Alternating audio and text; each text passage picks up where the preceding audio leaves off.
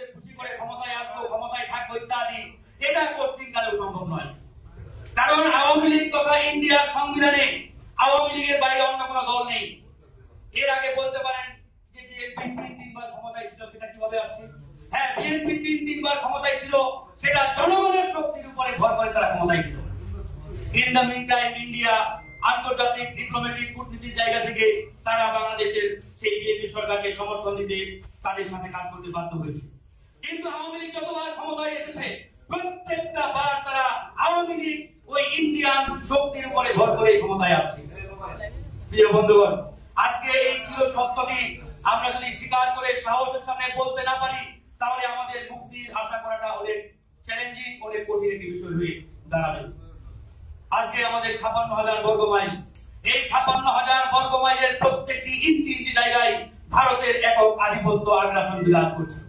আপনি এমন কোন সেক্টর পাবেন না, এমন কোন জায়গা পাবেন না যেখানে মোদী সরকারের এজেন্ট কিংবা দালাল নেই। প্রত্যেকটা জায়গায় ইন্ডিয়ান এজেন্ট ব্যাপকভাবে তারা কাজ করে যাচ্ছে। এখন এখান থেকে উদ্ধারের উপায় কি, পথ কি, মুক্তির রাস্তা কি? হ্যাঁ, রাস্তা আছে, হতাশার কোনো কারণ নেই। আমাদের সামনে বেশ কয়েকটি নিদর্শন প্রমাণ কয়েকদিন আগে এসে গেছেন আমাদের পার্শ্ববর্তী দেশ মালদ্বীপ। ৬ লক্ষ মানুষের একটি দেশ, সেই মালদ্বীপের নবনির্বাচিত প্রেসিডেন্ট মিস্টার মইনচু সাহেব ক্ষমতায় বসেই ঘোষণা দিলেন, এই মালদ্বীপ থেকে আমরা ইন্ডিয়াকে উৎখাত করবো, ইন্ডিয়াকে বিদায় করবো। সেই ঘোষণা, সেই কাজ গত পরশুদিন আপনারা দেখেছেন, মালদ্বীপ থেকে সকল ইন্ডিয়ান সেনাকে প্রত্যাহার করেছে মোদী সরকার। একটা সেনাকে তারা রাখতে পারে নাই।